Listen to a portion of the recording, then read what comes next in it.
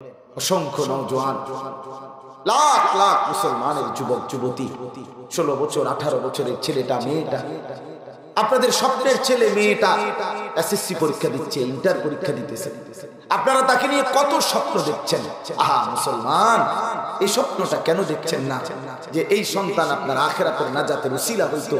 কিন্তু 16 বছরের ছেলেটা খোদার 365 দিনে কোনোদিন ফজরের নামাজের সেজদা দিল না, মেয়েটা কোনোদিন ফজরের নামাজের সেজদা দিল না। এই অসভ্য, এই নির্লজ্জ, এই বেহায়া সন্তান দিয়ে আখিরাতের কি আশা? কি আশা?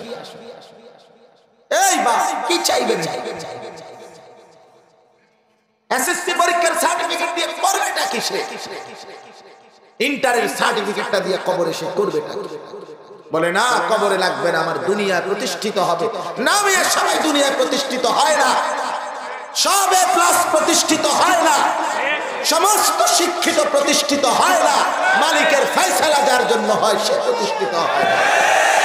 অসংখ্য ফকির, অসংখ্য মূর্খ বকলম, নাম দস্তখত করতে জানে না, টিপসই দেয়, এরকম মূর্খ মানুষ কোটি কোটি কোটি কোটি টাকার মালিক, দুনিয়ার ক্ষমতা, মাতবুরি, বাহাদুরি, অহংকার সব করছে বেটা। সে কিভাবে করছে?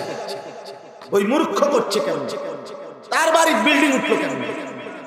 কথা বলেন না কেন? এরম বড় লোক নাই, এরম পয়সাওয়ালা নাই?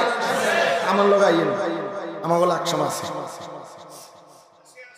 1000 কোটি টাকার মালিক।